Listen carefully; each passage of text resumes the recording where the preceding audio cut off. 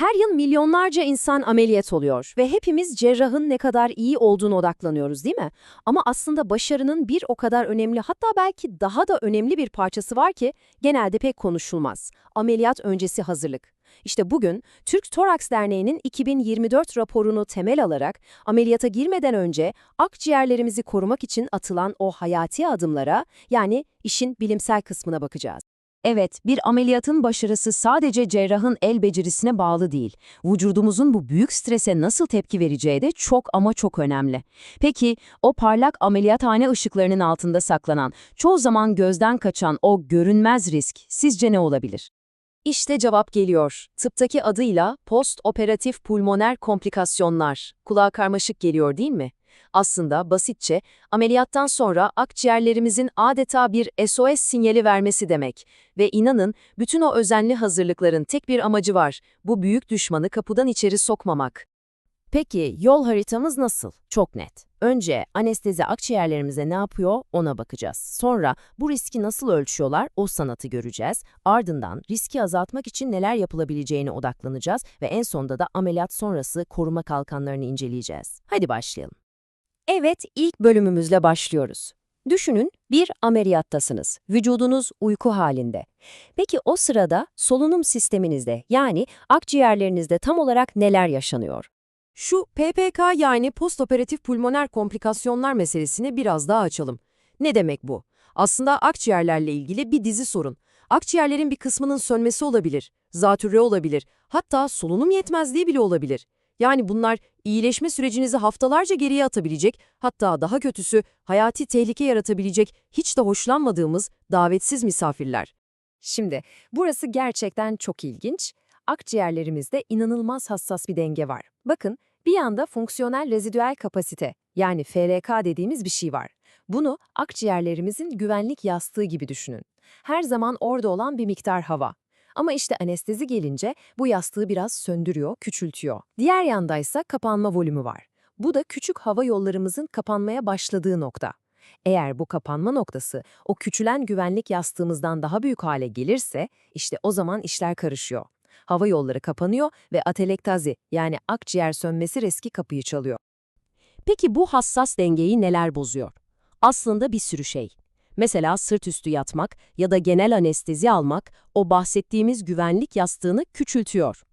Öte yandan ilerleyen yaş, sigara kullanımı veya KOAOK gibi durumlar da kapanma volümünü artırıyor. Yani terazinin kefesi tehlikeli bir şekilde komplikasyonlara doğru eğilmeye başlıyor.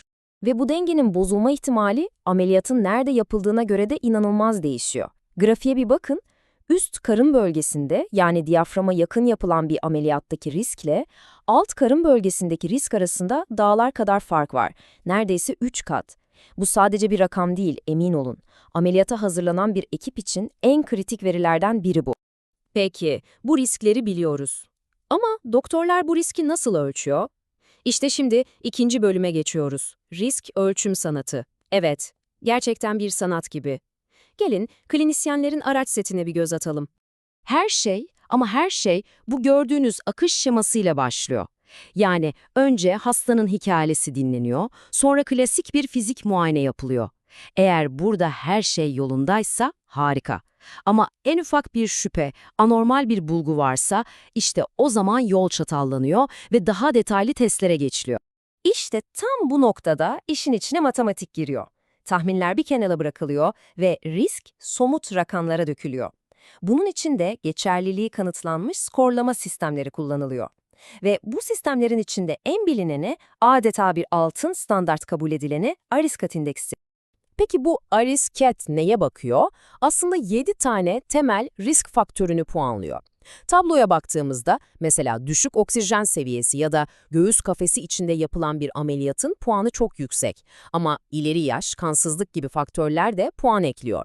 Yani her bir riskin bir matematiksel karşılığı var. Sonra bu puanlar toplanıyor ve hastanın risk profili net bir şekilde ortaya çıkıyor. Bu grafikteki farka bakar mısınız? Düşük risk grubundaysanız komplikasyon ihtimali %1,5 civarı. Ama yüksek risk grubuna girdiğinizde bu oran %42'yi geçiyor. İşte bu alınacak önlemlerin seviyesini belirleyen en kritik bilgi. Ama olay sadece kağıt üzerindeki skorlardan ibaret değil, hayır. Bir de işin pratik tarafı var. Mesela 6 dakika yürüme testi. Çok basit görünüyor değil mi? Ama bu test hastanın kondisyonunu, yani motorunun bu zorlu cerrahi maratonuna ne kadar dayanıklı olduğunu anlamak için harika bir yöntem. Tamam, riski ölçtük. Peki şimdi ne yapacağız? Sadece bilmek yetmez, değil mi? İşte 3. bölüme geldik. Proaktif risk azaltma. Yani akciğerler için bir kalkan oluşturma zamanı. Şimdi size çok güçlü bir rakam vereceğim. %60. Evet, 60. Bu ne biliyor musunuz? Ameliyattan en az 4-8 hafta önce sigarayı bıraktığınızda komplikasyon riskinin azalma oranı. Belki de yapılabilecek en etkili, en güçlü müdahale bu. Ama tabii ki tek silahımız bu değil. Risk azaltma. Bir paket program gibi. İçinde ne var? Hastayı eğitmek, ona doğru nefes egzersizlerini öğretmek var, beslenme desteği var, varsa anemiyi düzeltmek var, ağız hijyeni çok önemli ve tabii ki solunum kaslarını güçlendirecek egzersizler. Hepsi bir araya gelince akciğerlerin etrafında sağlam bir kalkan oluşuyor. Hatta bu stratejileri bir araya getiren akılda kalıcı programlar bile var. Mesela I-Cough programı. İngilizce öksürüyorum demek ama her harfi iyileşme için atılması gereken bir adımı temsil ediyor. Bu tür programların güzelliğini biliyor musunuz? Hastayı sürecin bir parçası haline getiriyor, onu kendi iyileşmesinin kaptanı yapıyor. Ve geldik son bölüme. Ameliyat bitti, perde kapandı. Peki şimdi ne olacak? İyileşme sürecini güvence altına almak için neler yapılıyor? Ameliyat sonrasında en kritik konulardan biri kesinlikle ağrı yönetimi. Çünkü bir ikilem var. Standart güçlü ağrı kesiciler etkili olsa da solunumu baskılayabiliyor. İşte bu yüzden epidural analjezi gibi bölgesel yöntemler çok değerli.